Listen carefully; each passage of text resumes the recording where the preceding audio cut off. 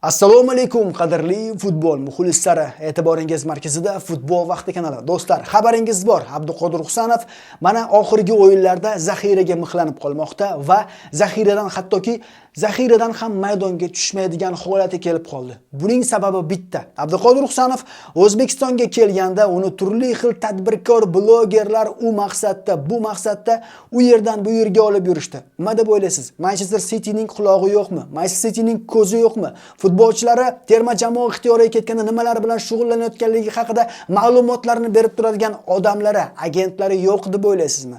Albatta bor. Ayniqsa Abduqodir Husanov singari 52 million yevroga olingan futbolchining har bir qadami klub tomonidan nazoratga olinadi. Mana shunday nazorat ostida qolgan futbolchini tadbirkorlarimiz, chala tadbirkor blogerlarimiz o'zlarining radarlarini, o'zlarining avtomobil zapchaslarini, ehtiyot qismlarini sotgan holda mana shu futbolchining ham karyerasiga salbiy ta'sir o'tkazib qo'yishdi. Hurmatli avtoblogerlar, hurmatli futbolga aloqasi yo'q bo'lgan tadbirkor avtobloger va boshqa blogerlar, iltimos futboldan mana bu qo'lingizni oling, tinch qo'ying futbolchilarimizni.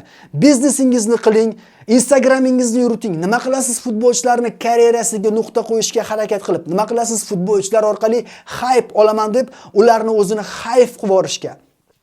Bitta gap, Abduqodir Husanovning orqasidan hype qilmoqchi bo'lganlar uni karyerasini hype qilib yorishdi. Mana shunaqa futbolchilarni orqasidan non yeydigan, futbolchilarni orqasidan hype qiladigan blogerlar sizlarga insof so'ragan holda videomizni davom ettiramiz. Do'stlar, nima deb o'ylaysiz? Fikrlarim to'g'rimi, noto'g'rimi? Boshqa sabab ko'rmayapman. Abduqodir Husanov O'zbekistonga keldi, blogerlar u yoqdan bu yoqqa olib yurishdi, uni sarson qilishdi, uni reklama qilishdi, buni reklama qilishdi.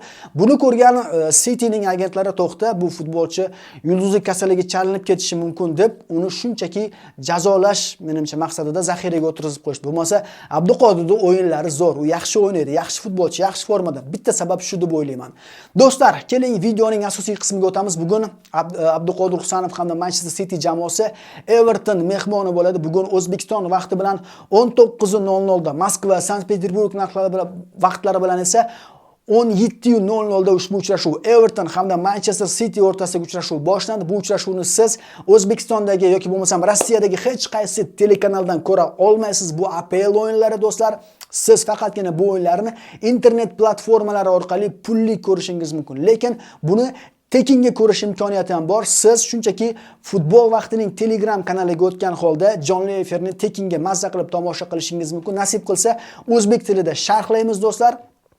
Mana shu videoning kommentariyasida jonli efir manzili degan yozuv bo'ladi. O'sha yozuvning ustiga bosib, ko'k yozuvning ustiga bosib, Telegram kanalimizga obuna bo'lasiz va jonli efirni mazza qilib tomosha qilasiz do'stlar. Nima deb o'ylaysiz? Bugun Abduqodir Husanov nihoyat asosiy tarkibda maydonga tushadimi, yo'qmi? Bu haqida o'z fikrlaringizni yozib qoldiring. Bundan tashqari do'stlar, mana bu blogerlarga qilgan murojaatim to'g'rimi, noto'g'rimi? Bu haqida ham yozib qoldiring. Yana bitta narsa do'stlar, muhim narsa. Biz mana shu 2025-yilda 500 minglik obunachini yig'moqchimiz. 500 minglik marrani zabt etmoqchimiz. Juda ham kam qolgan. Shuning uchun agar siz videolarimizni obuna bo'lmasdan tomosha qilayotgan bo'lsangiz, iltimos qilaman, shunchaki obuna bo'lib qo'ying, qo'ng'iroqchani bosib qo'ying, videoga like bosing va videoni maksimal darajada tarqating do'stlar. Futbol vaqtida qoling va futbol haqidagi eng yaxshi kanaldasiz. Xayr, salomat bo'ling.